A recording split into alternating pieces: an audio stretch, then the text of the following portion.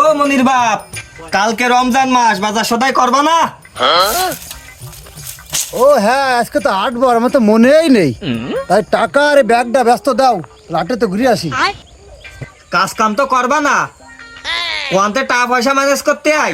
দেশের সব জ্বালা আছেন আমার, আটবার আসলি যত জ্বালা আমার। কোনতে টাকা ম্যানেজ করবো, কি করবো কও, তুমি কয়ে দাও। শালার অকর্মার ডেকি খাবে দাবে আর ঠ্যাং মেলাই শুয়ে থাকবে। তাই দাঁড়াও, টাকার বাজারে ব্যাগ দিচ্ছি, নিয়ে যাও। এই নাও। কয় টাকা দিছাও? 200 টাকা।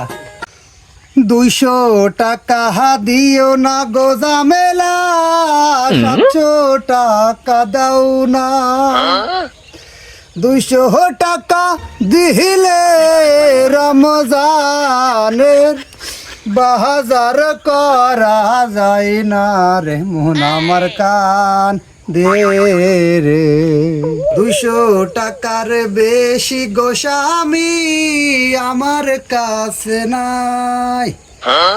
এখন বলো কোথায় গেলে বাকি টাকা পাই গোরে স্বামী, বাকি টাকা পাই।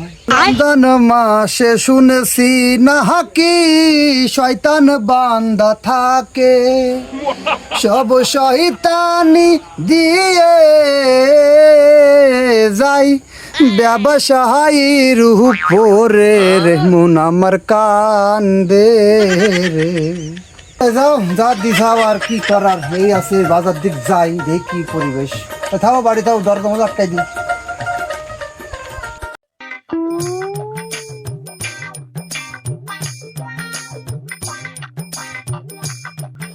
ও দোকানদার ভাই, রমজান মাসের বাজার করতে আইছি, তাড়াতাড়ি দেন দি বুট ও সুলা।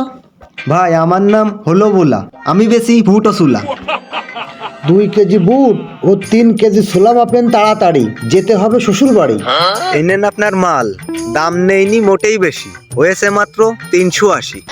মাস এখন রমজান, ব্যবসা কম লাভ করি বেশি। আমি কেন মরি না?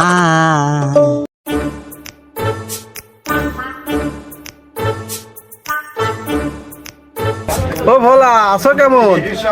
ওই উপরওয়ালা রাখেছে যেমন। ভাই তাড়াতাড়ি দেন 2 হালি ডিম। এই নেন 2 হালি ডিম, ডিমের দাম 210।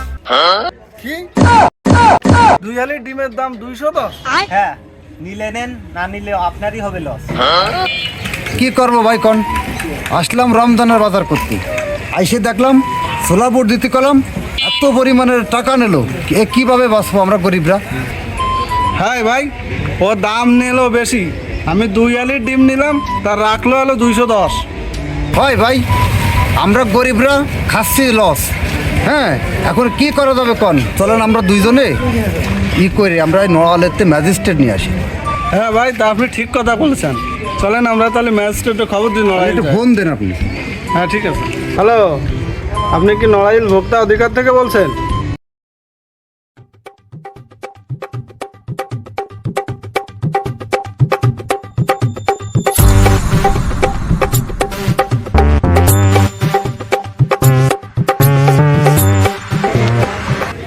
এই, আপনার কি সমস্যা? কেন স্যার, কি হয়েছে? আপনার দোকানের মালামালগুলোর দাম ইনাদের কাছ থেকে বেশি নিচ্ছেন কেন? আপনি কি দেশের আইন সম্পর্কে অবগত না? স্যার, আপনাদের মতো কিছু অসাধু ব্যবসায়ীর জন্য বাংলাদেশটা পুরো নষ্ট হয়ে গেছে।